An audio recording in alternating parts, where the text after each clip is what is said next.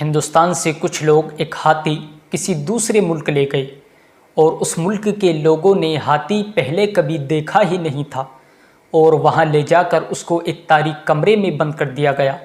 اور مزے کی بات یہ کہ وہ ہاتھی بالکل کالا تھا اور اس کو ایک تاریک کمرے میں بند کر دیا گیا جہاں کچھ بھی نظر نہیں آ رہا تھا۔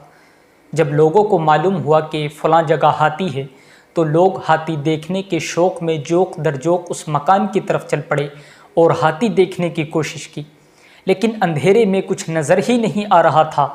تو لوگوں نے ہاتھ سے ٹٹول کر ہاتھی کو جاننے کی کوشش کی۔ اب ہاتھ سے ٹٹول کر جس نے ہاتھی کو جیسا محسوس کیا اس نے ویسا ہی جانا۔ کسی کا ہاتھ اس کی پیٹھ پر لگا تو اس نے کہا کہ یہ تو بالکل تخت کی طرح ہے۔ کسی کا ہاتھ اس کے سونڈ پر لگا تو اس نے کہا کہ یہ تو بالکل نیولے کی طرح ہے۔ کسی کا ہاتھ اس کے کانوں پر لگا تو اس نے کہا کہ یہ تو بالکل پنکھ کی طرح ہے۔ کسی کا ہاتھ اس کی ٹانگوں پر لگا تو اس نے کہا کہ یہ تو ستون کی طرح ہے۔ یعنی ہاتھ سے ٹٹول کر جس نے ہاتھی کو جیسا محسوس کیا اس نے ویسا ہی جانا۔ کسی نے ہاتھی کو الف جانا، کسی نے ہاتھی کو بے جانا، حالانکہ وہ لوگ ہاتھی کی ابجد سے بھی واقف نہیں تھے۔ ہاں، اگر ان کے پاس شمع ہوتی تو سارے اختلافات ختم ہو جاتے اور شمع کی روشنی میں وہ ہاتھی کی شکل و شباہت دیکھ پاتے اور سارا مسئلہ ہی ختم ہو جاتا۔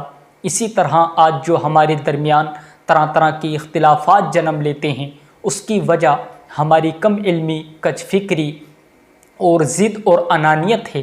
اگر ہمارے پاس وسیع ذہن ہوتا، وسیع فکر ہوتی اور بھرپور علم ہوتا، وسیع مطالعہ ہوتا تو پھر یہ اختلافات جنم ہی نہیں لیتے۔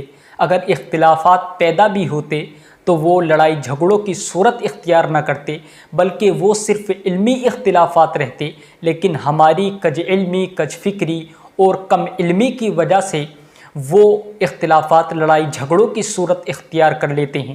اگر ہم چاہتے ہیں کہ اختلافات کا خاتمہ کیا جائے تو پھر ہمیں اپنے ذہن کو وسیع کرنا پڑے گا، ہمیں اپنی فکر کو وسیع کرنا پڑے گا، ہمیں اپنے مطالعے کو وسیع کرنا پڑے گا، ہمیں اپنے علم میں اضافہ کرنا پڑے گا، ہمیں اپنے ظرف کو وسیع کرنا پڑے گا تاکہ اختلافات کا خاتمہ ہو سکے۔